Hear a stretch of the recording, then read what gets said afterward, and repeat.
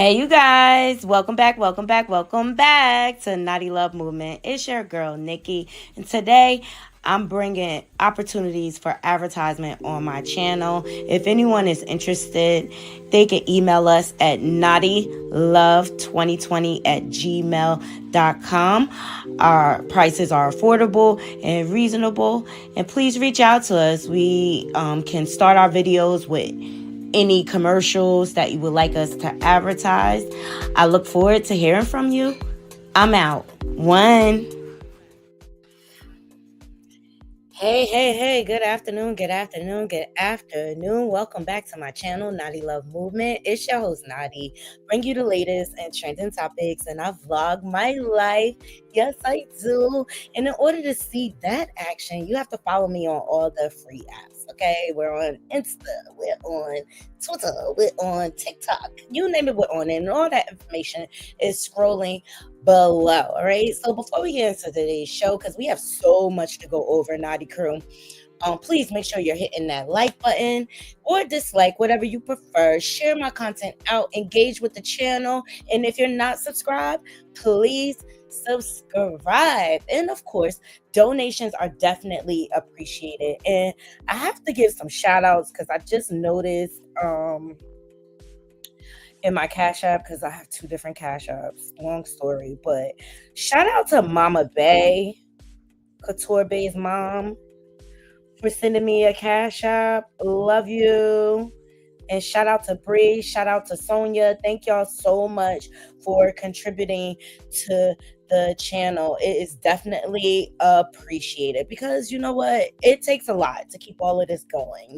StreamYard costs money, subscriptions cost money, so donations are always appreciated. So let me start off by saying what's up to my people. Hey Tashella, hey Jayla, hey Bobby, hey grown woman, hey Chantel. Good afternoon to you all. All right, so for today's show, it's all about Diddy, okay? Diddy do it, or did he not? He had his emergency hearing yesterday. We're going to get into the details of that. Lisa Everett, shout out to her. She had an interview with one of the inmates that was on the same tier with the diddler. We're going to get into that. And Meek Mills thought he was going to be out here, hashtag no Diddy, and Diddy said, not too fast, boyfriend. Not too fast, boyfriend. Okay, he is exposing Meek Mills. Okay, and I'll take you to this. Let me remind you. Man, you doing it, man. You deserve it, daddy. You putting in that work. Proud of you. I love you. Yeah. Hey, what's up, King Son? Man, you doing it, man. You deserve it, daddy. Yeah, remember this scene when Meek Millie was caught soaking his behind, child? Okay, because what grown man call another grown man daddy? Oh, daddy, you doing it, daddy. Doing it and doing it and doing it well. Doing it and doing it and doing it well. Okay, now Meek been out here losing his rabbit mind, trying to convince the world that he is not gay for the boule.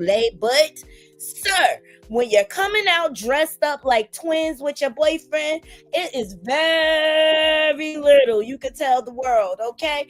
And let's not forget that Nicki Minaj kind of been exposing him low-key, all the undercover brothers in the industry, and we all know Meek Millie, them freeing you out of prison off of your 10-year probation, there was a price to pay for that. Allegedly, okay? Hashtag no Diddy. So Diddy has now exposed him. We're going to get into that. A birthday party that he threw for his boyfriend. Yeah, the details. Ooh, brace yourself. You are going to clutch your pearls. Naughty Crew. All right, when I break this down. All right. Also, the diddler has two new lawsuits. All right, we're going to get into the details of that. Shout out to Deli Mel. That's where I got a lot of this information from. All right, and then we're going to get into Keisha Cole breaking down. She was in a relationship with Is he a rapper or a basketball player? His name is Honcho. Okay, she announced that she is single again. Well, she had a public breakdown on stage. You know, we're all humans, but I'm telling you, Keisha Coles, Tamar Braxton, Evelyn Lozada, they need to hang it up. They need to stop dating. They're bad at it. They're really bad at it. They do not know how to pick a high value partner. All right. So we're gonna get into that. Then we're gonna get into Candace Owens calling out the Queen Bee, Beyonce. Yeah. Y'all gotta remember Candace worked for Trump. Y'all. Yep, she do. Yep, she do. All right, so we got so much to go over. All right, so let's dive right in. I want to start off with Candace Owens. No, let's start off with the diddler. Let's get it over with. Okay, y'all remember Meek Mill? Shout out to Hollywood Unlocked for this footage. A fan asked him about his connection with the diddler, and this is what he had to say. Real life shit, nigga, yeah. no Diddy gang, Meek Mill in real life. Don't ever disrespect me. You Talk heard? that shit, Meek. Yeah, Meek. Outside, what's up? Yeah, y'all already know how we playing out outside. this motherfucker. This Let's real go. life. Real life shit, nigga, yeah. no Diddy gang, Meek Mill in real life. Don't ever disrespect me. You Talk heard? that shit. Okay, he out here. This was what, a couple of days ago. He out here talking about something. No Diddy, no doubt. Okay, yeah, boy, bye. And then Justin decided to respond by saying smiling in my head. Okay, and then academics, facademics.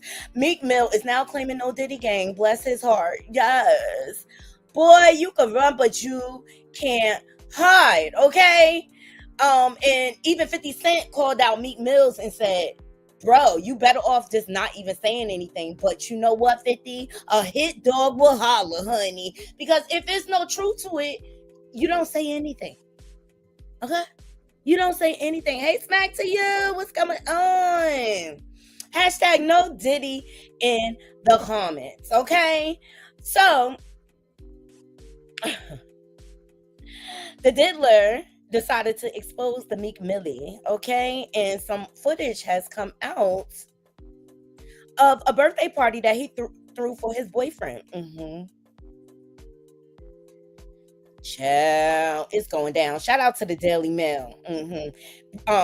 Trigger warning, okay?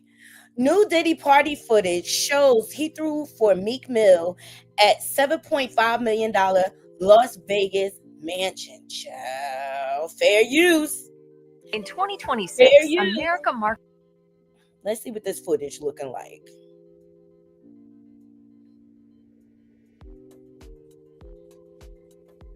Please thumbs up the video. Share this out. Okay.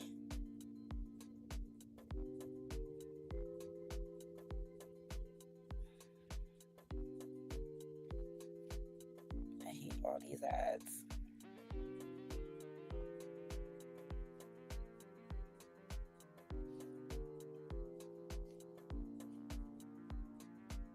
Is this it? It has music. So this is supposed to be footage from the party. I mean, it's star-studded. As you can see, it is packed. French Montana.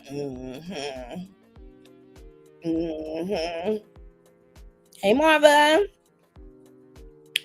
Okay, look. Human body. Like, who would want to eat off of a human body? Not me. That's some Hollywood stuff. You know how many germs is on a human body? Child, you couldn't pay me enough to be taking sushi off a human body. That's just weird. So as y'all can see, it's a star-studded event. Okay, packed wall to wall. Okay, ain't nothing wrong with a little partying.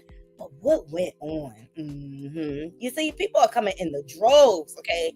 The who's who of Hollywood.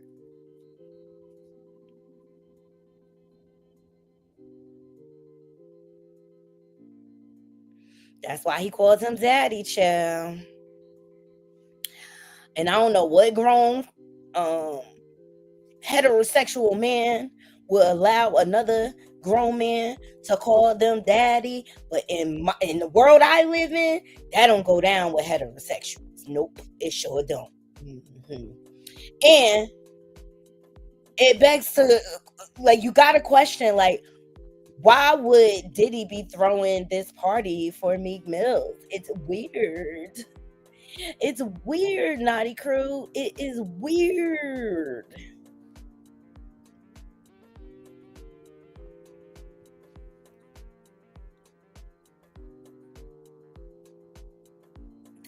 Meek looking at him like he got bedroom eyes. You know, it's all quite. That's suspicious.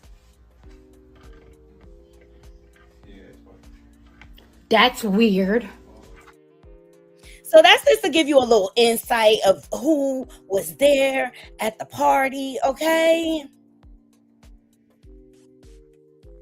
Star-studded event, okay? Miami. All right, so let's get into the details of this article, shall we, Naughty Crew? All right, so Sean Diddy Combs spared no expense to throw his friend rapper Meek Mill a blowout 27th birthday party, and DailyMail.com has the exclusive video of the celebration. And what was left behind? Coca-Cola, half-empty bottles of liquor, used condoms, and blood-stained bedding was evidence of just how debauched the evening, I think they meant to say evening was. Okay, so the bedrooms the following day were disgusting. Proper manager Jason Haight told Daily Mail. Wow. Okay. There were broken bottles of alcohol, used condoms, blood on the bedding, powder, razor blades by the hundreds, lubricant on the dresser, and marble floors. I found panties, bras, and even 2 iPhones in the bushes behind the bowling alley. Exotic dancers in masks, curvaceous women in tiny bras, and the main event, a naked woman served up as a sushi platter, appeared in the video. Okay? The day-long party held on May 3rd of 2014 cost Diddy, now 55, a whopping $25,000 in rent alone for the Parisian Palace. Height 54 shared video footage of the party with Daily Mail.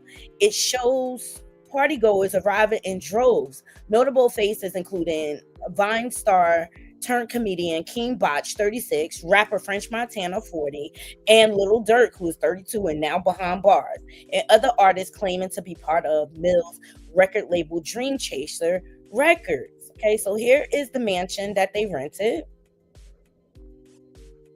Right? He rented the palace for 24 hours on May 3rd of 2014. Okay. Here's footage. French Montana, Meek Mills. That probably was a crazy ass threesome that night. Okay. Because French Montana got a whole Ciroc named after him. Like, will never look at French vanilla Ciroc the same, okay? I don't even drink Ciroc. But anyway, there is the human sushi bar.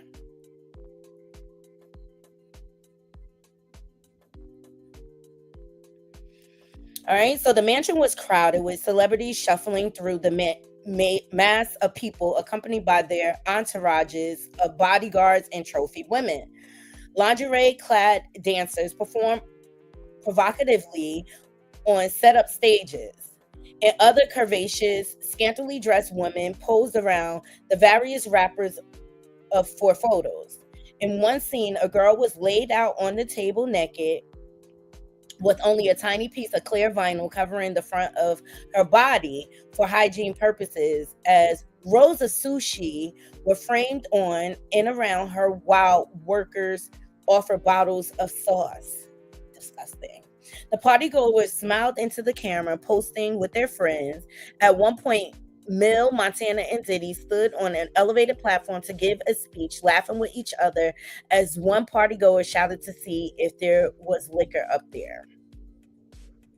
Monster headphones were also on display, showing rows of the Mill inspired 24K over the air DJ headphones, which currently cost $199. In April of 2014, Height, the mansion's longtime caretaker, says he was contacted by Diddy's personal assistant saying he wanted to rent the venue for a party for Mill. It was held 3 days after Mill's birthday, but he specifically wanted it to be on the night of the first fight between Floyd Mayweather and Marcos Madonna. The disgraced rap mogul relayed through his assistant other specific requirements for the property manager. Like, who go this hard for a friend? I'm sorry. Are y'all throwing y'all friends lap? I'm saying, unless it's a sister, somebody close, but I'm still not spending that much. Look at Sugar Lunch. Yes, chill. The razors to cut up the cocaina, okay? And probably some bodies.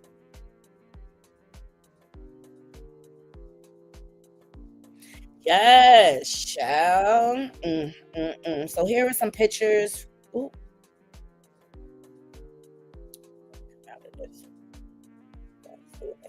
That's of the master bedroom, a bedroom in the Parisian palace, which Height described as a period home with bedroom doors made from solid wood that had solid brass mortise type locks and crystal door handles and skeleton keys. All right, so that's the bedroom. We all know he loved red. Here's one of the dancers. Rapper Lil Durk was filmed posing. This is Lil Durk. Look how young he looks, with multiple curvaceous women scantily dressed in tiny mini dresses and bras. This is comedian King Beach.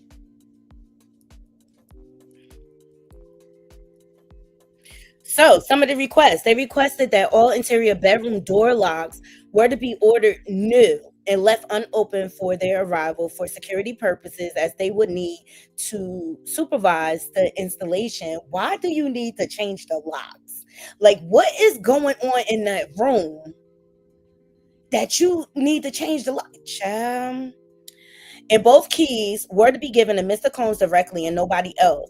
Hyde claimed Diddy's team requested double-sided locks on bedroom doors to be left unlocked for guest arrival, with 2 sets to be given to Diddy. He said, I was given a rough estimate of 850 guests for the mansion party, and we agreed a fee of $25,000 for 24 hours. Some 900 guests showed up, and most partook in the evening's DRUG-fueled festivals or festivities, including Diddy, who Height described as being wasted. To oversee the evening's operation and ensure Diddy and his team will have him on site should problems arise, Height agreed to remain on site throughout the rental. So I told them I have a detached guest house in the rear of the property and that unless they summon me, I will stay there. I explained to them that the mansion is a period home, which meant all bedroom doors were solid wood with solid brass mortise type locks with crystal door handles and skeleton keys. So according to the property manager, the mansion cost $7.5 million to build, with hand painting ceilings by artist Thomas Bassetti, which took 8 years to finish. Wow. But Diddy's team insisted the cost wasn't a factor and said to include the price of the double-sided locks on the venue fee. Diddy allegedly had an insurance policy to cover the mansion, its contents, and any loss of life for the event. Why you need loss of... Child, what kind of party? I'm telling you, on them yachts, I know people lost their lives. And especially if they slipping people's stuff, you don't know what medication people on that will counteract that and this and that. I know it's some skeletons, okay? All right, so Diddy even brought in his own smoke detectors, Height reveal. Why? Because the smoke detectors aren't smoke detectors. The smoke detectors are cameras, Naughty Crew, okay? So he can get some more footage to blackmail people. They stated this policy mandated the use of smoke detectors in all areas of the homes and guest houses, which I replied, we have. They said they would prefer brand new ones and would have them shipped to me. They would install them upon arrival. They said the detectors will be temporarily attached and removed after the event. I agreed. Okay, some more footage. So as you can see, the party was packed. Don't they look like a happy little couple? Don't they look like a happy little couple there? They color coordinated and stuff. Yes, he's definitely nasty, child. Okay, you nasty boy, you nasty. You nasty boy, you nasty. Okay.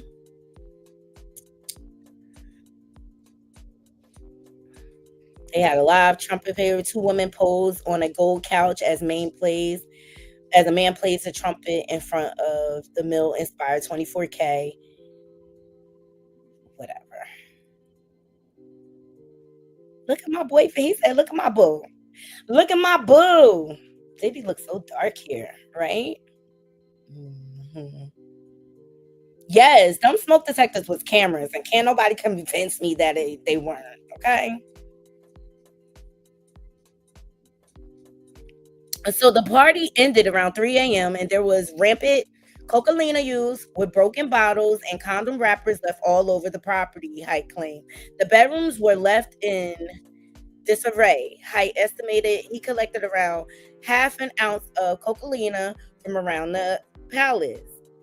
He said, I thought it was powdered sugar everywhere, he said. Although the relationship between Diddy and Mills appeared close in the footage, the Philadelphia-born rapper has taken steps to separate himself from Diddy, telling me one fan on the street, no Diddy gang. All right. So the nature of their relationship began to be questioned when producer Rodney Jones filed $30 million lawsuit against Diddy on February 26, accusing him of SA. Jones' lawsuit stated that the Philadelphia rapper who dated Nicki Minaj had allegedly engaged in an actual relationship with the rap mogul, leading to speculation that the redacted name was Meek Mills. I mean, come on, that's not hard to, All right. He dated Minaj from 2014 to 2016, and that birthday party was in 2014. Hey, what's up, King Son? Man, you doing it, man. You deserve it, Daddy. You putting in that work. Proud of you. I love you. Yeah. Yeah. Meek Millie. When was that video taken? Let me see.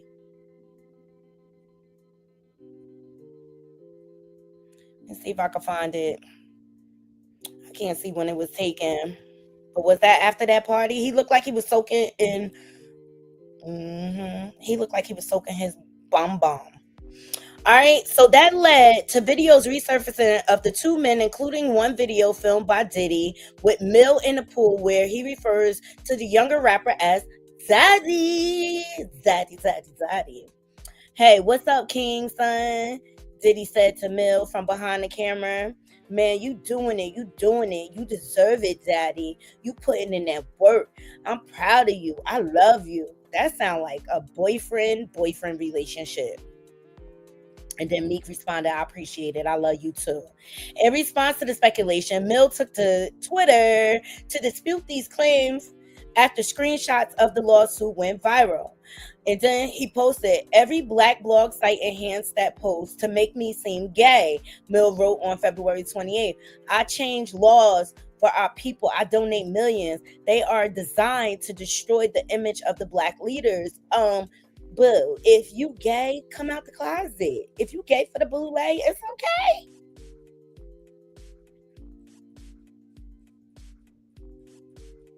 So then he goes on to quote, it can't work on me though. You got to really kill me and I still will get bigger after death. This God, not me. LOL. All right. So that's that on that. All right. It looks like Meek Millie got broken into at that party. I mean, y'all let me know in the comments. What man does something that extravagant without getting something in return, right? It's just like, if somebody fly you out, it's for a reason, okay? Let me see what y'all saying in the comments.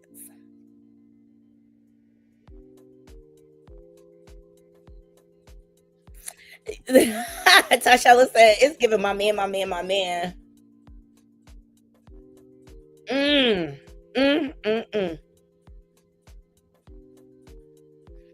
And I mean, I take you to, hold on.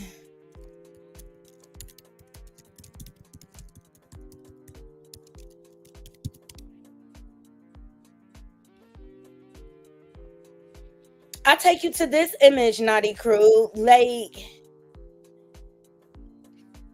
this some boyfriend, girlfriend, or boyfriend stuff, okay?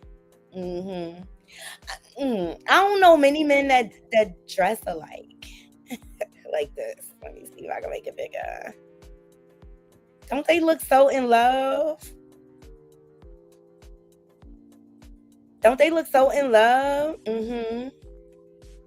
They always color coordinating and stuff.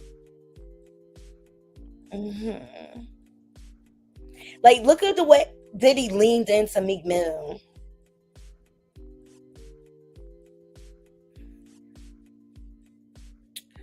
It's giving they gave for the boulet, honey. They gave for the boulet. Thumbs up this video, okay? And this is how we in a new world, Meek. It is okay to come out the closet, babes.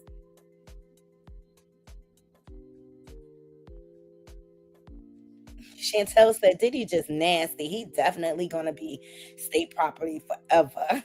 Cameras, not powder sugar. Need to detox. So many toxins stuck in.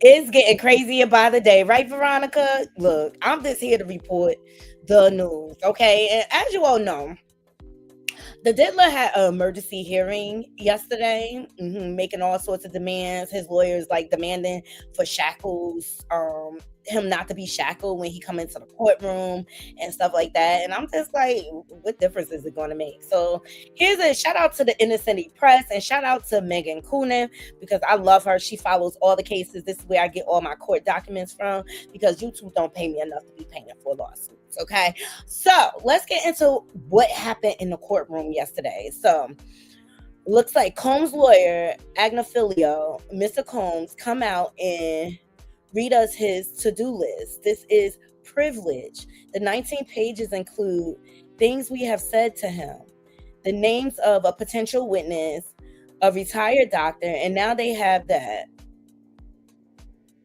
This is the heartland of the attorney-client. Hold on, let me see if it go back further.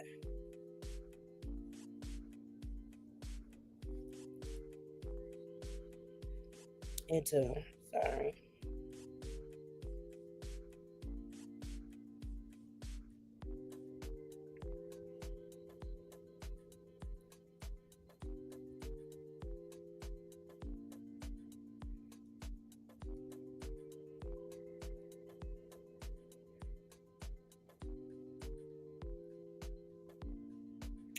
Trying to find the beginning, guys. Sorry.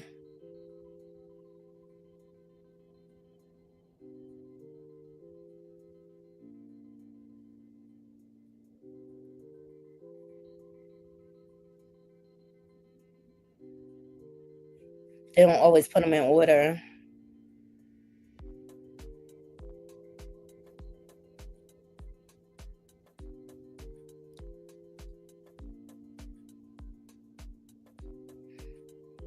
All right, here it is. Bam. So he says, okay, now U.S. versus Combs hearing on MDC jail raid. Inner City Press is covering case every twist and turn. Okay.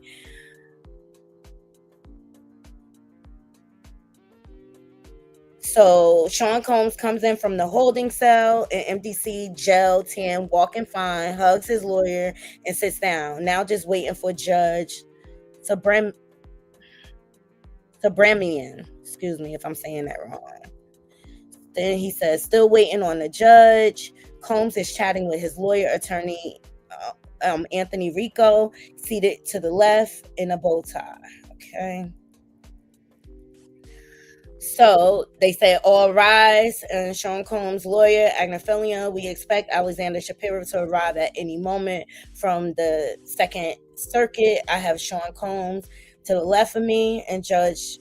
Fine. What are you seeking? This is from the emergency hearing, guys. Thumbs up the video. We want to know how his notes with lawyers came into their possession. Okay. So then.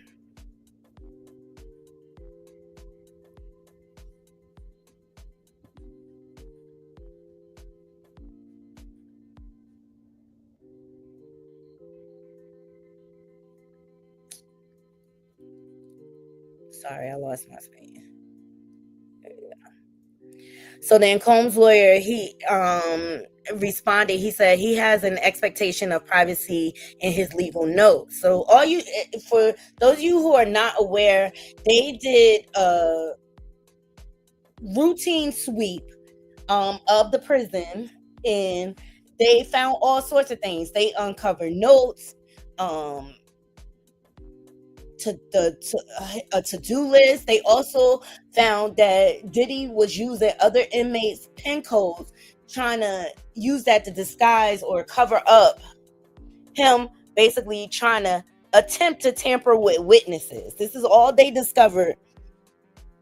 And, Diddy should know better. This is an open investigation. It's not no secret. But he's America's dumbest criminal. Anyway. So the judge says this occurred during a BOP sweep of the jail, but you're saying it was a pretext? And so then Diddy's lawyer say, yes, 19 pages of the notes were given from the taint team. I think that's some type of special team.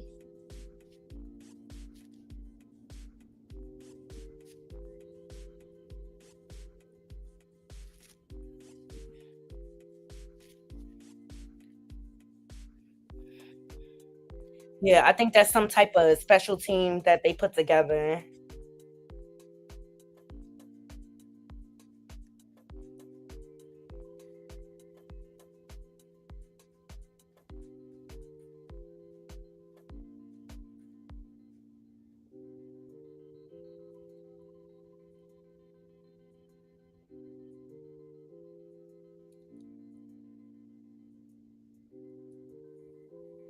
All right, here we go.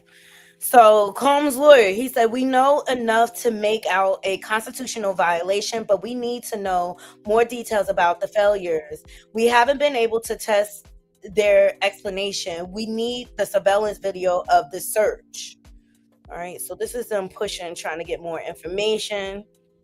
So then they go on to say, Combs' lawyer, we need the communication of investigator. One, we need to know the role of the U.S. Attorney's Office on what should be photographs. The search was for DRUGS and GUNs and cell phone. GUNs in a prison? But these are Mr. Combs' legal files, right? So then the judge said, keep it on the logistics. So then Combs' lawyer said, we're not sure it was investigator one was the one doing the search, who interviewed Mr. Combs, who went to the area where his legal papers were. Once we know that, we could have a Fifth Amendment transgression.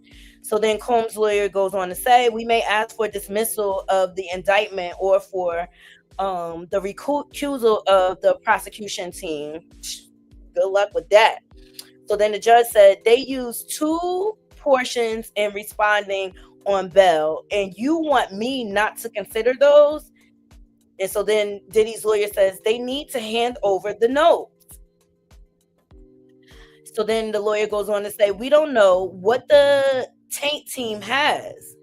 We want to know. and we want the material back while this is pending. We cannot waive his attorney-client privilege.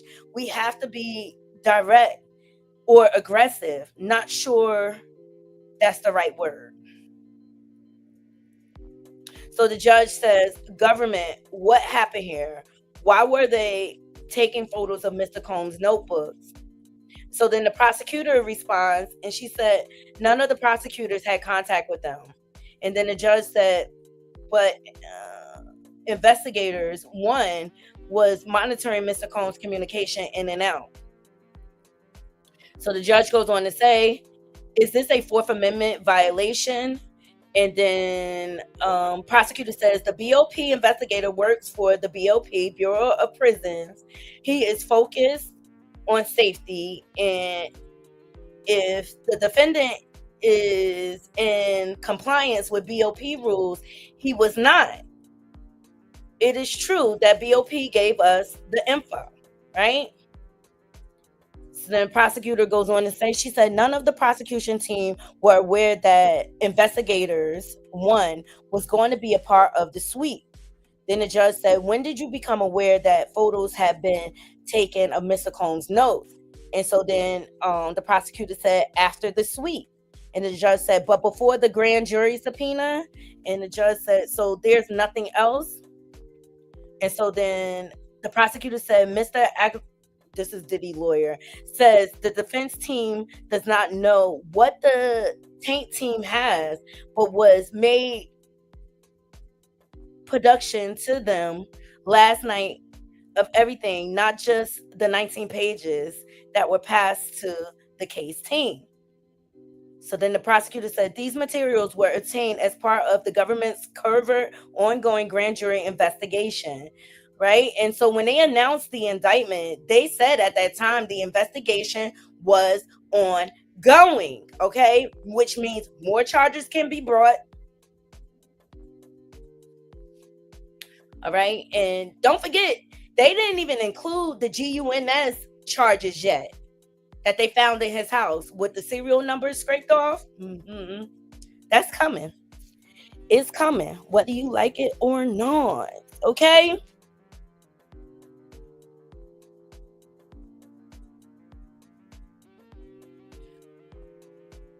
All right. So then the judge intervened and said it is standard procedure to photograph notebooks rather than take them. So it could be known they were taken. So then the prosecution said, I don't know. She goes on to say, she said, we are not required to notify the defense of our ongoing investigation of criminal conduct. We receive these materials in an appropriate channel. Whenever we get new information, if there's reasons to believe there's privilege, it goes to the filter team. So the judge responded, she said, if they were verbatim notes of his meetings with his lawyers, how would you know without asking the defense? Then the prosecutor responded. She said, our filter team does a serious job. This investigation was covert. We had a lot of information before charges were brought. So then the prosecution goes on to say, she said, I understand there is a dialogue between the defense and the filter team. I'm not part of that. And the judge said, I don't understand that dividing line between the covert investigation and discovering in these case, given that the defendant has been charged. So then the prosecution comes back. She said, our grand jury investigation is ongoing into conduct that has not currently been charged. We have multiple ways to get information that are not obvious to the defendant. We are not obliged to inform them. They have no authority for that. The judge said, I want to be cautious since some of this is sealed, but is any of this privileged? So the prosecutor responds, she said the notebook was labeled things to do, not attorney-client. They suggest they were meant to be in the folder marked legal, but self-labeling is not enough. So basically they trying to argue and say like all of it was supposed to be a part of the legal folder. But he had another folder, things to do. Okay. So the prosecutor says These include action items for non-lawyers. That's not privilege. There's information about family members' birthdays, also not privilege. We point to the Lemire decision by Judge Rakoff. We were happy to engage with the defense. Okay? So they're like, we're not avoiding y'all. We don't got nothing to hide. So the judge said, how about agreeing that I should not consider these two excerpts in your opposition to the bail motion? And so prosecutor, she said, I think that's right. For the bail argument scheduled for Friday, and the judge said, what about putting them in a vault? There are inspirational messages. So the prosecutor said, these are related to our ongoing investigation. There's no reason to put the notes in a vault. As a matter of procedure, the defendant would have to make a motion. These notes are not attorney-client privilege. Then there's work product, which broader. It's meant to protect the attorney's mental process. But these are not that. It's about an administrative question. Following up with the paralegal is not protected.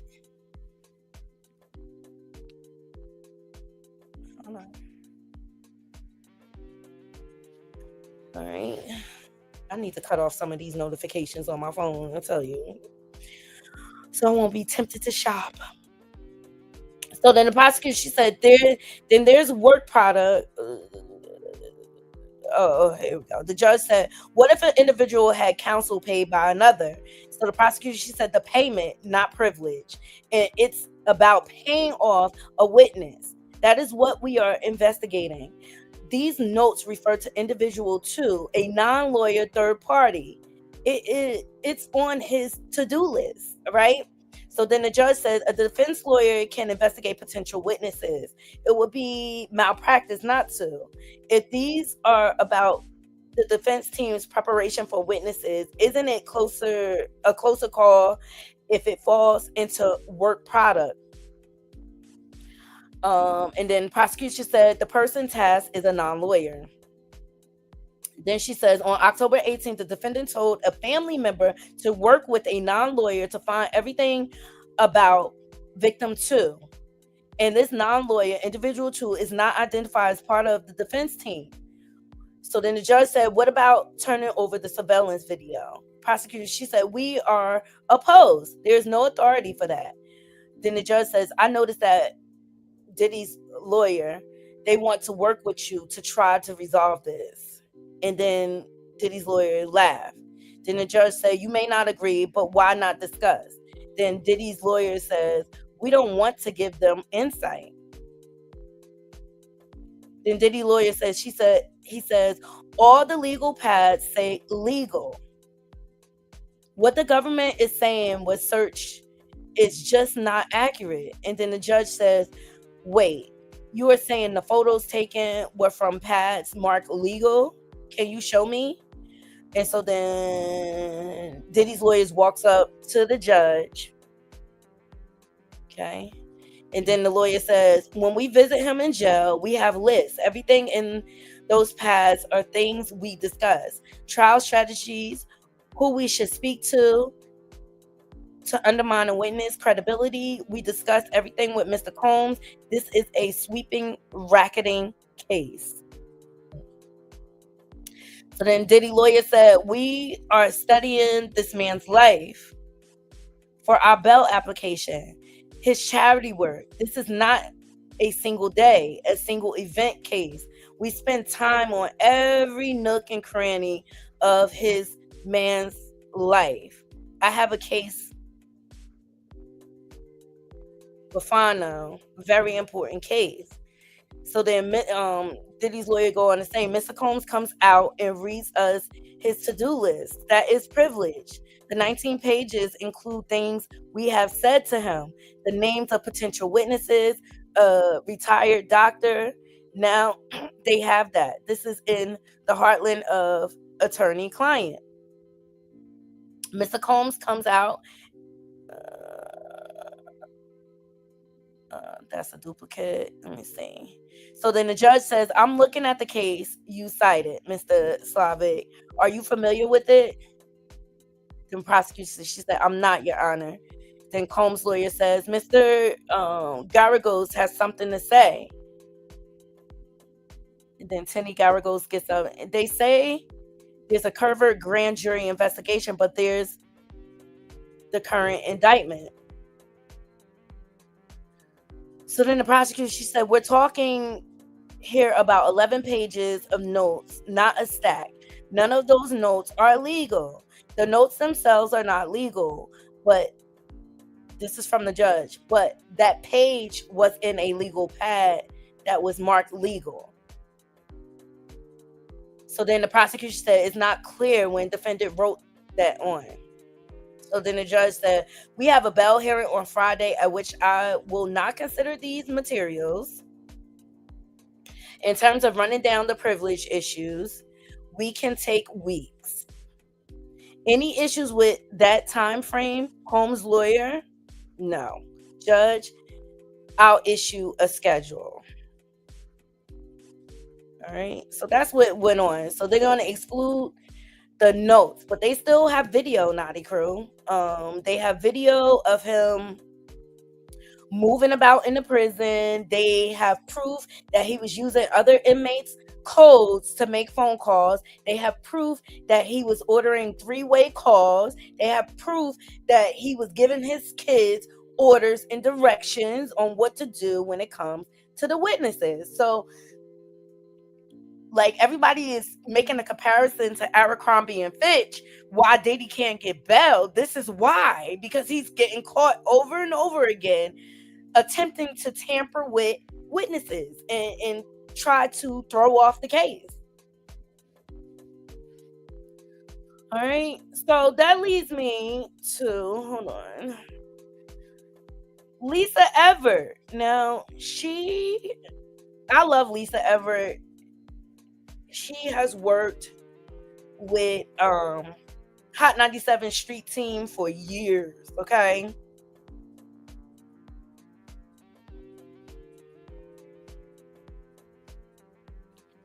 And it looks like she has had an interview with one of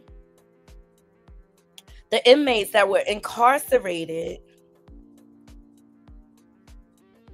on the Diddler's wing. Okay, so let me get that pulled up. Did any of y'all watch the Hulu special on Shine? Y'all let me know in the comments.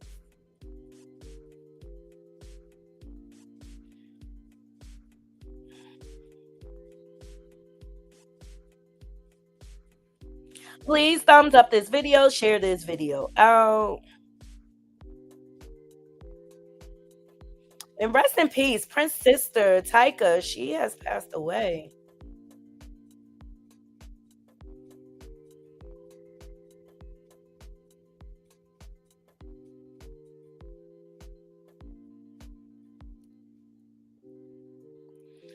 All right, shout out to the art of the dialogue. Is that the one I want to use? Let me see.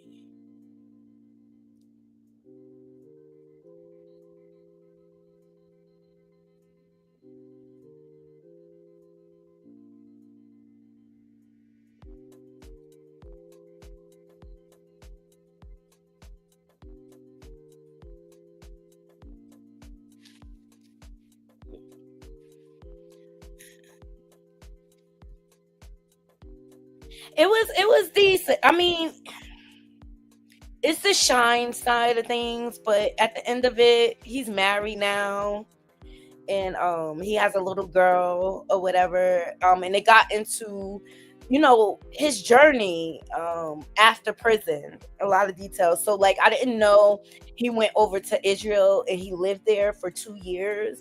Ultimately, what brought him back to his country, the racism in Israel, like, I think it was a matter of he wanted to take on a bride over there, and basically they told him he wasn't good enough because he was black. So yeah, no, he touched on that, his spiritual journey, why he chose Judaism as opposed to the other religions. His father and his mom spoke on the documentary, so it just gave you a insight. But I stand by my decision. Like, Shine deserved to do some jail time, like, because you were illegally discharging a weapon in a crowd of people. That was just irresponsible. I just always felt like Diddy deserved to be in the cell next to him. Remember this footage of him and French Montero on the Ellen show? Look how he too touchy feely for me. Shout out to Bars by Culture. He too touchy. He don't know how to keep his hands to himself, child.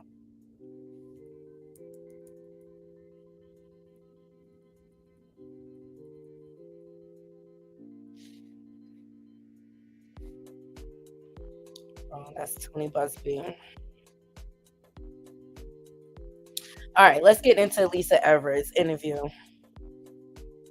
Recorded this phone interview at MDC, that's the Metropolitan Detention Center in Brooklyn, New York, this week with a former MDC inmate who says for a while he was in the same housing unit as Sean Diddy Combs. At his request and out of concerns for his safety, I am not disclosing his name. We also altered his voice at his request for his protection.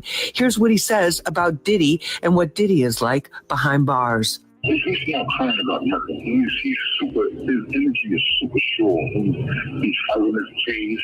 It's a dormitory area, right? He sits in the roadway, like where the police is right there. Like they got his bed right there, but they still put extra camera on so they can monitor him. He's like a normal person, like he gets his straight serve. He's super comfortable. He's not in no kind of nothing. That's like a unit where they have high profile cases there. He's not around nobody that's acting tough, that's in the store, none of that. Everybody is chilling. If you even act like you're doing any kind of tough in that unit, SIS will get you about it. Is he like in a cell where they like lock you in at night? No, he's not in no cell. He's in a room where there's like 20-something dudes, and he's on the east side of the building. And then did you have any interaction with him at all while you were inside? Yeah, we talked. You know, he's cool, play ball, he works out, he's has a good energy. He always wants everybody to be happy. He makes sure he walks around the unit and makes sure everybody's happy. Because one thing he does when he walks around every day, he'll look at you and say, smile, man. Like, he'll make a dude smile because he'll, like, that's how laid back it is. When you were playing ball with Diddy, what was that like? Yeah, it was cool. He had a lot of energy. I was surprised that he had a lot of energy. He won every game. In that unit, you said it's like a dormitory style. Are they beds? Are they like cots with like little mattresses? Like you get a bed, right? It's an iron bed, and you put the mattress on top of the bed. And what about the food? The food is really horrible. But can you buy stuff? Like if you have money, can you buy stuff like at the commissary? You can buy stuff. When you buy stuff, that's when you have money. When they serve nasty food, that's when you bought. He ain't good. How were the other guys like treating him? Like, did they seem like they were treating him with respect? Or were they trying to talk to him? They was groupies. They was being around him. They was like, dudes would be jealous of another dude because he was closer to another dude. Like if there was a dude that was getting his bed for him or doing something special for him, they would hate on a dude like that. Hi, I'm Lisa Evers. I recorded this. Okay, so the Diddler seemed to be having he seemed to be fitting in quite nicely, you know, and he seems to have a bunch of boyfriends running around. Okay, everybody is catering to him. So he fit right in with the other criminals.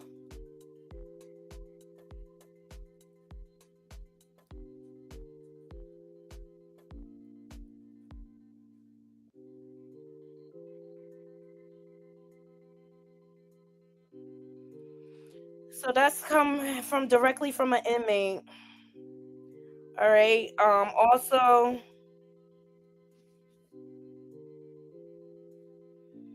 he allegedly has groupies in prison. He roaming around chilling. He really believe he's innocent. That's the narcissism in him. So I actually got into the courtroom the courthouse, I should say, around 2:15, and thank goodness I did, because it really paid off, because it was kind of stacked as far as a lot of press trying to get inside that hearing. And I was very lucky to be able to sit inside the gallery, because a lot of journalists were worried that they weren't even going to be able to make it into the hearing. The hearing was on a completely different floor than it was last time, in a lot smaller of a courtroom, and really lucked out being able to sit in the gallery, kind of on the right side, just like I was sitting last hearing in October. But you know, a big difference in this hearing compared to last is Diddy's family wasn't even inside the courtroom. They didn't appear inside court today, likely because this was an emergency hearing and we just got notification of it literally yesterday. So no sign of his sons, no signs of his daughters, no signs of his mother inside that courtroom hearing. But one thing that, and I guess I should say, it doesn't really surprise me as much anymore, but it is Diddy's demeanor. I was expecting, because his family wasn't here, for him to be a little more somber, a little more defeated in a way, but that is not Diddy. Literally his motto, besides being a bad boy for life, is can't stop, won't stop. And you cannot stop that confidence that he has when he appears inside the courtroom. I was very surprised to see that he had come inside. He had kind of smiled at the gallery. I felt in a way he even made eye contact with me, which was very kind of bizarre in a way. But at the same time, he was just appearing as that confident Sean Diddy Combs that we have seen plenty of times in the images, of course, in the stories that we have covered prior. And again, he was an enamored figure once ago, but you know, you would think that about to be on trial for sex trafficking charges, that he would feel defeated. Being in a detention center for the last 2 months, he would feel defeated, but that was not the case. He appeared very jovial. He was very very focused, in the sense of when the defense was making their arguments to the judge, Combs was sitting at the defense table, nodding his head along. He was taking notes. He was passing notes to his defense attorneys. But then at the same time, you could also tell, going back to when he had first come inside that courtroom, was that I think he recognizes that a lot of people are watching him. There's never going to be a moment out of our mouths that we say Sean Combs looked defeated, because again, all eyes are on him. So he's going to make sure everyone is aware that he is in upper or higher spirits, I should say, as he's kind of battling this very heavy court case. But again, when he was inside that courtroom, he was very laser focused. He was, when the judge was asking about the notes and the whole debacle that was going on about that, Combs appeared very adamant that these were legal notes that were taken. They did violate attorney-client privilege. But again, you know, what else are we expecting from a man other than Sean Diddy Combs? Okay, so we all know Diddy is a snake charmer, child. Okay. Diddy allegedly, shout out to Baller Alert for this, Diddy allegedly has groupies behind bars lining up to make his bed for him. Disgusting. Hi, I'm Lisa Evers. I recorded this phone interview at MDC that He's not around nobody that's acting tough, that's stolen, none of that. Everybody's chilling. If you even act like you're doing any kind of tough in that unit, SIS will give you a body. is he like in a cell where they like lock you? All right, so we heard that interview. So he's unfazed. Lisa, what's going on? Well, Stephen, Natasha, if there was any doubt, it's all gone now that the pressure is mounting and the stakes are getting higher in this federal sex trafficking case against Sean Diddy Combs. This afternoon, we received a last-minute notice from the U.S. Attorney's Office saying that there would be an emergency hearing right here at the federal courthouse at 500 Pearl Street, and new allegations, but this time being made by Diddy's defense against prosecutors. Diddy's defense team slammed prosecutors for what they say was a violation of attorney-client privilege and a violation of Diddy's Fourth Amendment constitutional right against unreasonable searches and seizures. It all goes back to that raid by the FBI, DEA, and other agencies on the Metropolitan Detention Center, known as MDC, in late October. That's where Diddy has been locked down. Diddy's team claimed the raid, which the Fed said was to clean out the notorious jail of weapons, drugs, and other contraband, was actually an excuse to get a look in his cell at his personal notes, marked legal, in a manila folder folder full of legal pads. Prosecutors admitted the investigator, who was under the jurisdiction of the BOP, that's the Bureau of Prisons, took photos of 19 pages from Diddy's notes, and those ended up with the prosecutors. The prosecutors said they were necessary to an ongoing secret grand jury investigation looking to bring new additional charges against Combs for witness intimidation. Diddy's team wanted the whole case thrown out, or at least a new prosecution team put in place. But instead, the judge ordered the prosecutors to hand back any notes that they had and also to destroy any copies of those notes as well. Now, everybody will be back in court here on Friday afternoon for Diddy's third attempt at trying to get bail in this case, with a new bail package and probably some new elements thrown in. Reporting live from federal court, I'm Lisa Evers, Fox 5 News. Back to you in the studio. Yeah, Lisa, So shout out to Hot 97 for that footage. All right. So as I read, the judge kind of threw out the legal pads and stuff like that, but they have other things. Do y'all think the diddler is going to get bail? Y'all let me know. Put a 1 in the chat if you think he's going to get bail. Put a 2 in the chat if you think no way. Okay. So on the tail end of that, Diddy has been sued by 2 more victims. Let's get into it.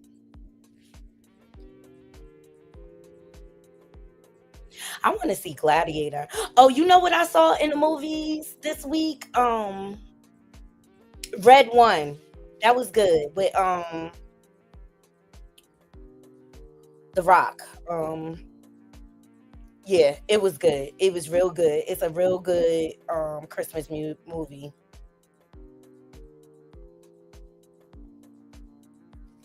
Chantel, you talking about Shine? Yeah, he got into the details behind that.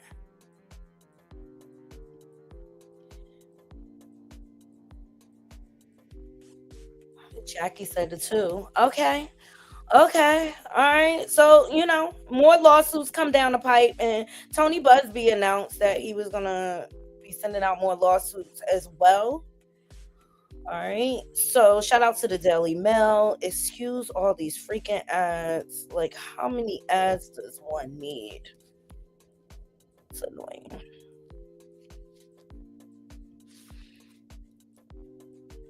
All right. So Diddy is sued by 2 more alleged victims, including a man who claims he rugged them with laced drinks before actual assaulting them. All right. So 2 more alleged victims have sued Diddy, including a man who claimed the rapper rugged him with a laced drink before graping him in the Miami after party. Tony Busby, the attorney leading the charge for 120 of the disgraced rapper's alleged victims, filed 2 more lawsuits against the rapper, who has been held in jail for months following allegations of years-long horrific abuse. TMZ reported that a Florida man who goes by the name John Doe claimed he was rugged with a laced drink before waking up naked and witnessing Diddy, whose real name is Sean Combs, graping him at a Miami after party after meeting him at a nightclub. Diddy allegedly continued to grape him while wearing a disturbing smile. John Doe said the rugs in his system made it impossible to fight back. He said he woke up the next day, was handed his clothes back, and was escorted out of the residence to be dropped off at the nightclub he and others were partying. The other new accuser, going by Jane Doe, claimed she was handed a laced drink and that she was made to perform oral sex on 6 members of his security team and himself in the back of a limousine. Ciao. And see, that's why Gene Dill backpedaling. Like, a lot of Diddy's security might come up on charges. A lot of people in his from his team can ultimately be charged with being a participant. She claimed that she wasn't allowed to leave until she gave everyone oral sex, and that throughout the assault, Diddy kept calling her derogatory names and sprayed champagne on her. Both victims are reportedly suing the Bad Boy founders for damages.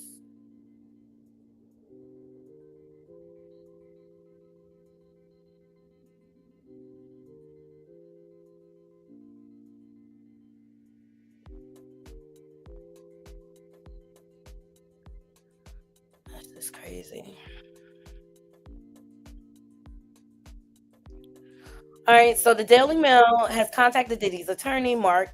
All right, so Diddy has been held since September. This is all we know.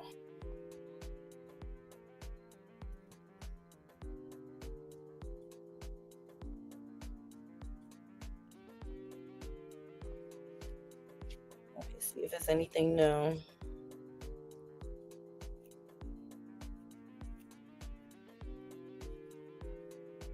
This is all stuff we already know. Okay, so another lawsuit added to the list.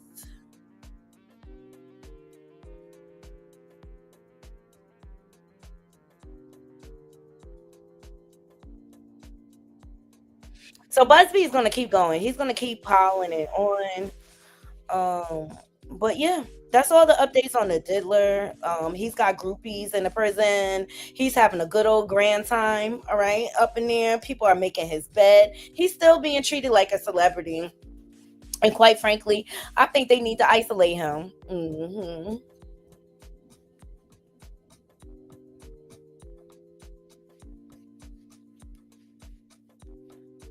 And for those of you who didn't know, he went to a Catholic school, right?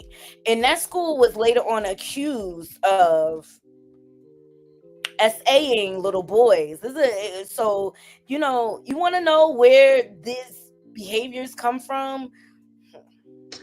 Yo, I recently found out that Diddy went to an all-boys private Catholic school, and he was an altar boy. Now, some of you guys know where I'm trying to go with this when I say altar boy. Sadly, there's been lots of stories, including recently I ran into a man here in Montana who shared some stories about being an altar boy and being hit on by one of the priests. Now, I'm not making any excuses for his behavior, whether he was a victim himself doesn't mean that you turn around and do this to other people, but I'm just saying, maybe there's some, I don't know. Two, I want to say that we have to be careful where our children are going to school. I don't know what it is about us, me included, because I did the same thing. When I started making a little money, I put my kids in private Christian school and thinking, white is better. When found out they were losing their identity, we have to be so careful where our kids go. Yo, I recently found out. Protect the kids, y'all. Protect the kids from the diddler. All right. So for those of you who don't know the background, there you have it. All right. Up next, let's get into the kids. Now, they have had it with all these people trolling Kim Porter and the whole book debacle. You got Courtney Burgess, Todd, Jaglia wrong. All right. Well, the kids have had it. Okay. Quincy and Christian Combs serve author of new Kim Porter tell-all book a cease and desist. Says if her secrets flash drives was real, it would be their property, not his. All right. So looks like they're serving Courtney.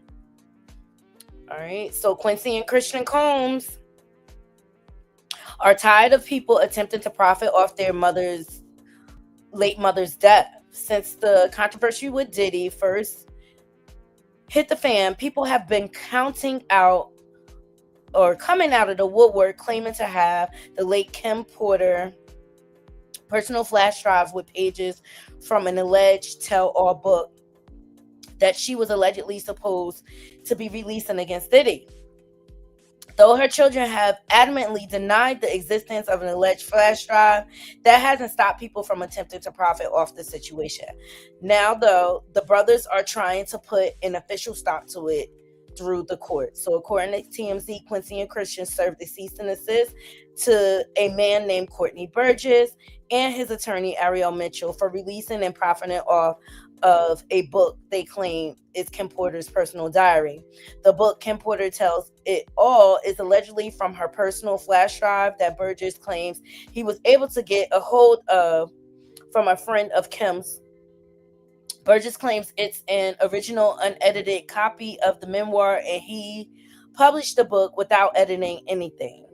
In the C&D, Quincy and Christian claimed that when their mother passed away, they became the rightful owners of her intellectual property rights. They also shut down the rumors that this flash drive even exists. According to the court filings, the brothers claim that even if the flash drive was real, it would be their property, not some random man's. Quincy and Christian says Burgess has 5 days to stop selling the book online and doing interviews before they take further legal action. Yeah, I've been saying, like, why isn't he being quiet at this point? They also want him to turn over any of Kim's alleged belongings he claims to have as well. All right, so Quincy and now they finally speaking up. Like, they have spoken. Let me know what y'all think about this. You know,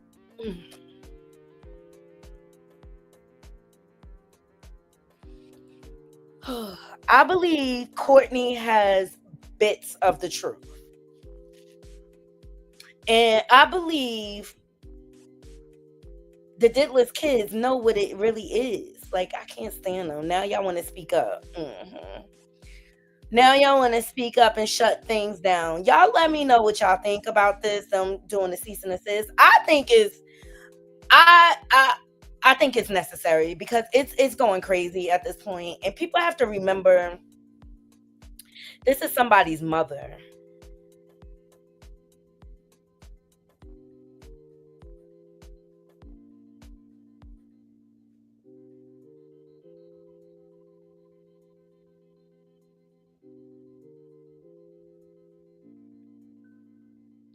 Oh, I did miss this. So look, shout out to It's On Site. Please thumbs up the video. Thank you. Judge demands prosecution justify $10 million bail for Abercrombie CEO in Diddy's case. Calls for explanation at Friday's hearing. I'll tell you what, the diddler was caught red-handed.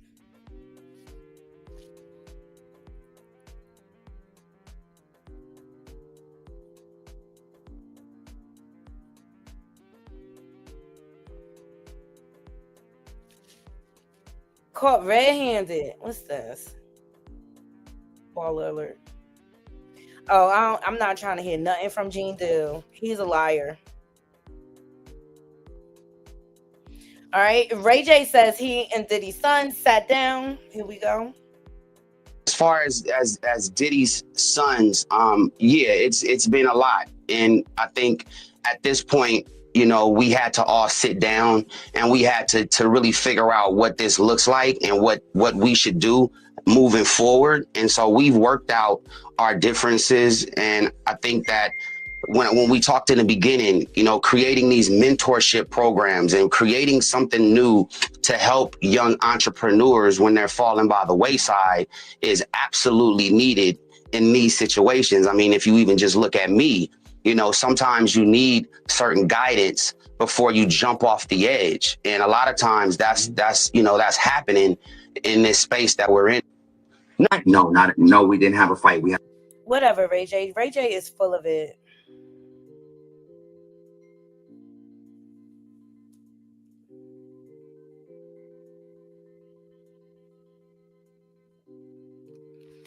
Ray J is full of it.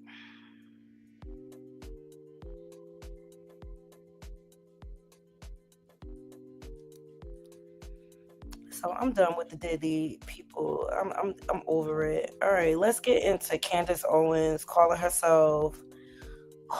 out Beyonce. Let me remind you, Candace Owens, She's a Trumper.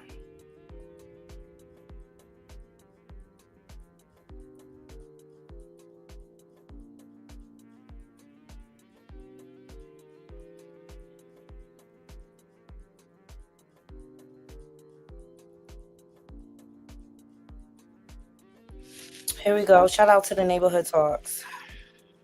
It's a changing social economy in the world where what has always worked for them in the past is no longer interesting to the public. This is an economy where authenticity pays. And Beyonce does not remember what it means to be authentic anymore because she's been playing the role of a queen for so long and she's grown so accustomed to simply visiting the Commonwealth every 4 years. She comes out.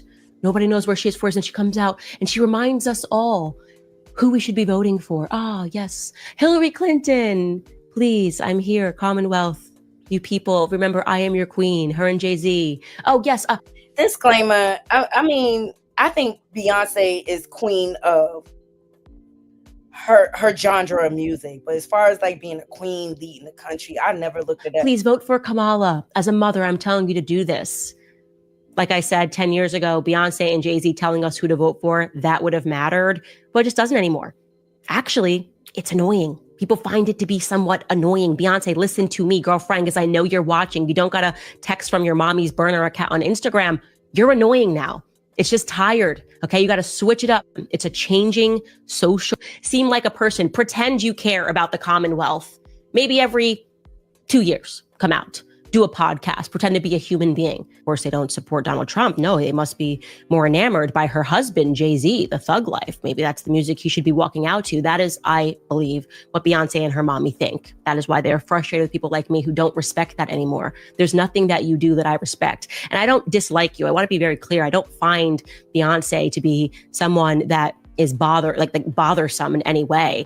But I'd like some answers. I think the public, if you want to start with being authentic, maybe give us some answers about Diddy's parties. Your husband's been close with him. You think we're just going to pass all by that and you're going to, flip your hair and talk about another one of his affairs and people are going to lose interest in it because your mommy is tweeting and calling things fake news that haven't even been confirmed to be fake news? I would really caution you to see which way the wind is blowing, girlfriend, because it is not in your favor. And that's all I'm going to say. Seem like a person. Pretend you care about the Commonwealth.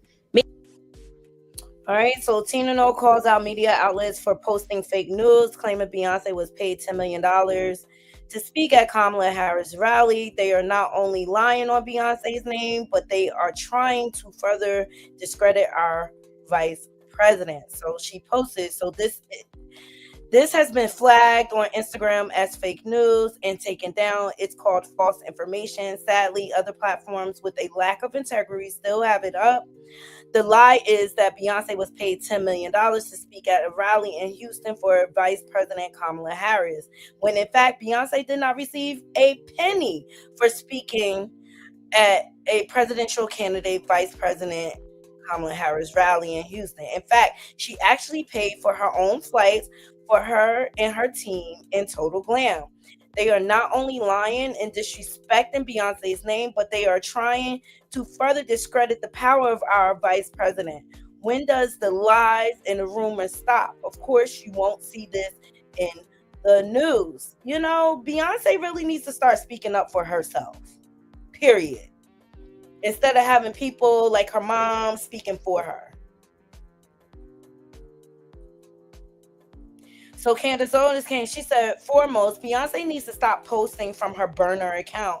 Also, this is not the flex she thinks this is. Foremost, my post literally said allegedly and named the multiple publications that reported it.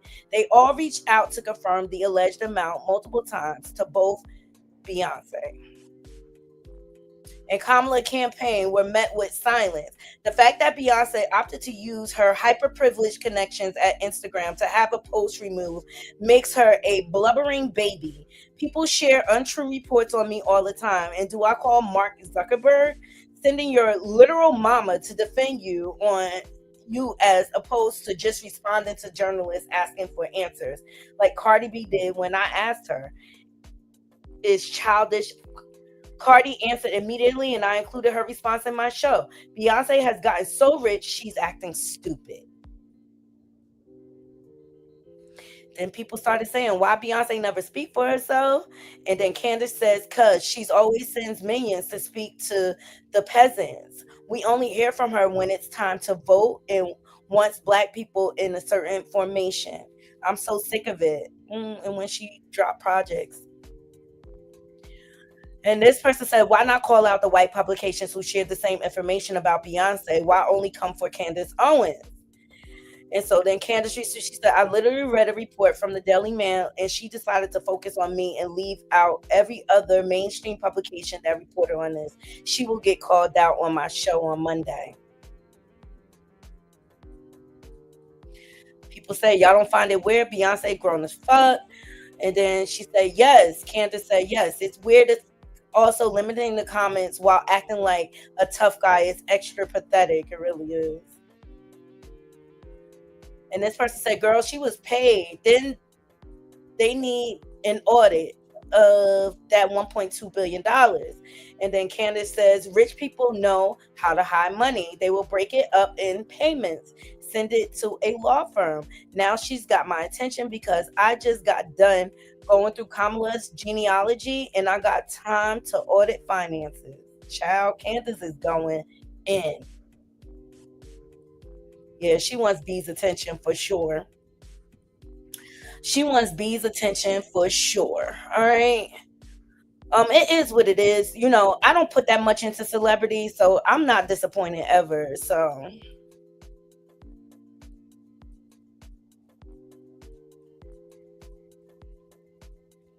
All right, Tyrese, did y'all hear he was calling out his baby mama's show?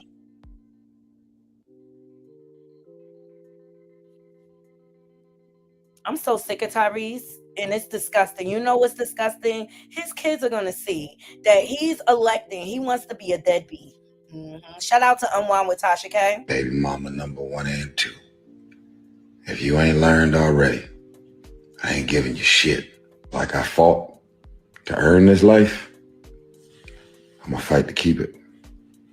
Not giving it away to nobody. Ain't nobody going to take this. Not even your kids. Tyrese, you chose to have them. You need to take care of them. I'm going to shoot, stab, and kill over mine. But you won't give them money. You won't give their mama's money to take care of them. He's so full of it. He's such a narcissist. I'm going to protect this bottom line at all cost. I've earned it, and I'm going to protect it. It's giving them paychecks is slowing down, and you trying to hold on to every penny for dear life. And rather than adjust your lifestyle, you allow your kids to suffer. That's some real stand-up stuff, Tyrese. I'll protect it as hard as I've earned it. That goes for all my homies, anybody in my family, anybody I ever marry again. If you think I'm about to just give it to you. Do the world a favor, Tyrese. Don't get married again. Don't even reproduce again. Because we tired of your whining ass. I worked this hard to get it. You definitely got me confused. You definitely got the wrong one. Baby mama number 1 and 2. If you ain't learned already. I'm sorry for Tyrese because look at this number over here. That's Tyrese's monthly income. He makes $275,000 per month. And she only asked for $10,000 a month in child support. And let's not forget how when his older daughter graduated from the 9th grade, he gifted her with a Rolls Royce. His ex-wife was simply asking for the same amount of child support that he paid for his other daughter, but she was being reasonable with him. Well, Tyrese only wants to pay $3,500 a month in child support. The court said that's not reasonable because in one day, you make $12,500. Therefore, the child support he had been paying, they said, is not even a full day's work. So I'm sorry for Tyrese because look at this number over here. That's Tyrese's monthly income. He makes $275,000 per month. And she only asked for $10,000 a month in child support. And let's not forget how when his older daughter graduated from the 9th grade, he gifted her with a Rolls Royce. His ex-wife was simply asking for the same amount of child support that he paid for his other daughter, but she was being reasonable with him. Well, Tyrese only wants to pay $3,500 a month in child support. The court said that's not reasonable because in one day, you make $12,500. Therefore, the child support he had been paying, they said, is not even a full day's work. So I feel sorry for Tyrese because look at this number over here. That's Tyrese's monthly income. He makes $275,000 per month. And she only asked for $10,000 a month in child support. And let's not forget how... Shout out to Simone Redwine. She has a YouTube channel. She's dope. But Tyrese is a narcissist. He can't even help himself. Like, I'm just so over him crying to the internet about his child support issues. And it's just like, ugh. Go somewhere and sit down, Tyrese. All right. Let's get into Keisha Cole's breaking down on stage. Now, she's been dating this guy called Honcho, right? And when they first started dating,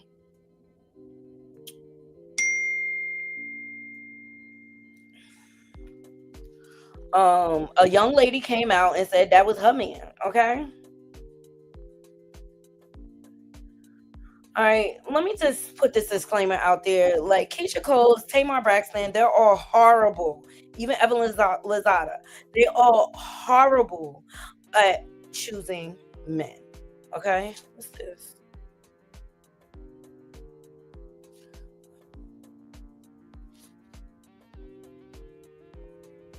Well, Keisha was performing the other day, and she broke down.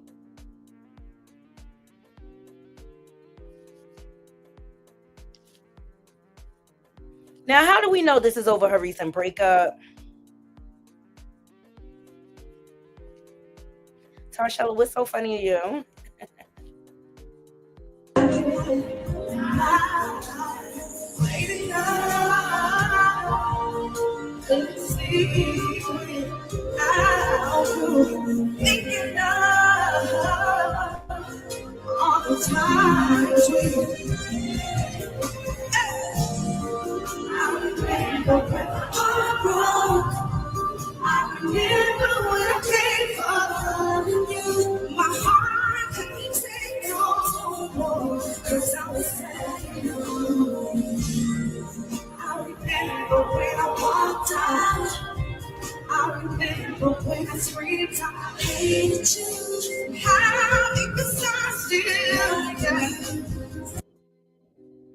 Okay, so she's clearly heartbroken.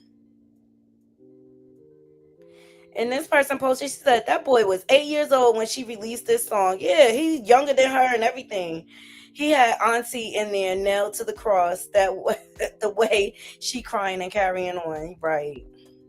His mama was going through listening to this while he was in the backseat, child. They going in on Keisha.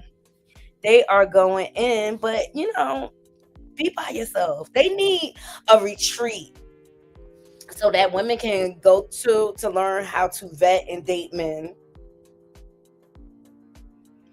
Crash and burn. Okay. What's this? This blue face telling us the truth again?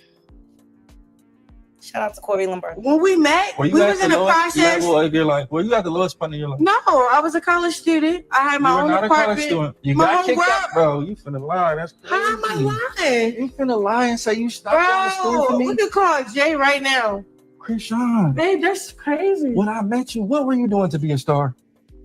What you mean? What were you doing to be that? Were you selling weed? I was, yeah. And I was playing football. Okay. You was playing football. What team you played for?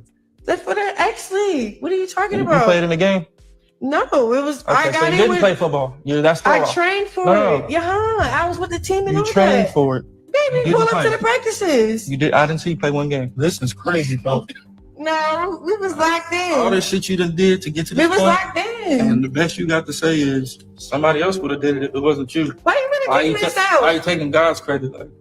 Because Krishan, when we met, we was in the process. Were you at the lowest point in your life? No, I was a college student. I had my own apartment. Not a college student. You got kicked out, bro. You finna lie. That's crazy. How am I lying? You finna lie and say you stopped going to school for me? We could call Jay right now. Krishan. Babe, that's crazy. When I met you, what were you doing to be a star? She's a liar. She's a delulu liar. That's just the bottom line. All right. That's all I'm getting into today. Okay. It's so much more we can do, but I think we all good right here. Okay. And just give y'all some Jersey tips, okay? If you know, you know. Chantel, you might know about this. Look. What y'all know about the dollar bar, the ultimate pregame spot? You come in with $40, $50 with your date, y'all gonna feel like y'all just popped the bottle. It costs more money to play music in the jukebox than it costs to buy a shot or a drink out of here, man. $1, $2 drinks there all night. It looked like the OJs and Whispers hanging in, man. It was kind of need a little bit of renovation, but that was all good. And they had the baddest bartender, Sim, Tiffany, and y'all the mother, bad as hell. What y'all know about the dollar bar, the It's true. It is. It's a dollar bar on Quay Street. Okay, you want to get turned up on a budget, go there, but be careful because there's a whole lot of ex trafficking going on over there. You know what I mean?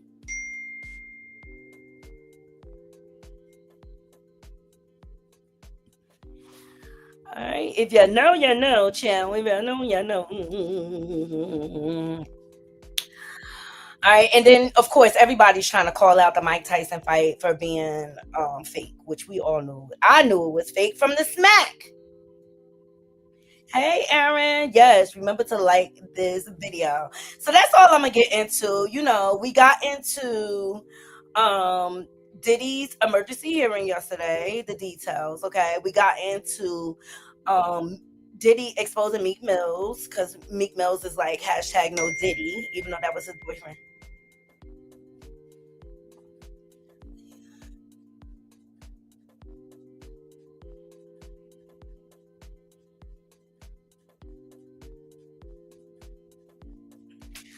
Sorry guys, people are texting me. All right, and then yeah, we got into the lavish birthday party that Diddy threw for his boyfriend Cheek Mills.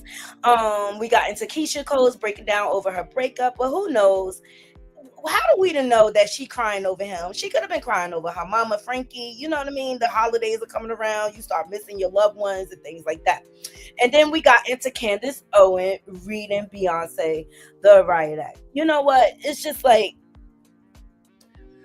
Beyonce is entitled to be how she is. She's a huge superstar, so she can't do like what normal people do. But at the end of the day, I feel like Rihanna will always win over Beyonce because she's way more personable.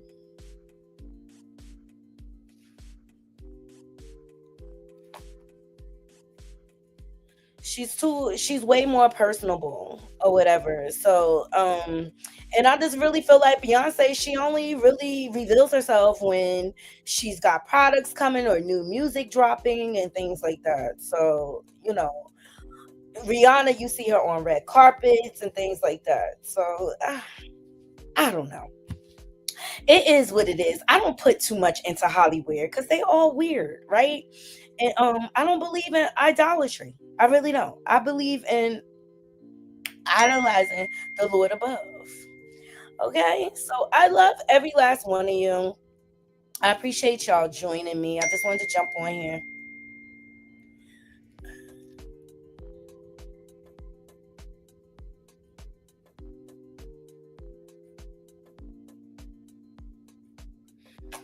I wanted to jump on here to get my thoughts on a couple of things. And I just really feel like Diddy is really comfortable in prison.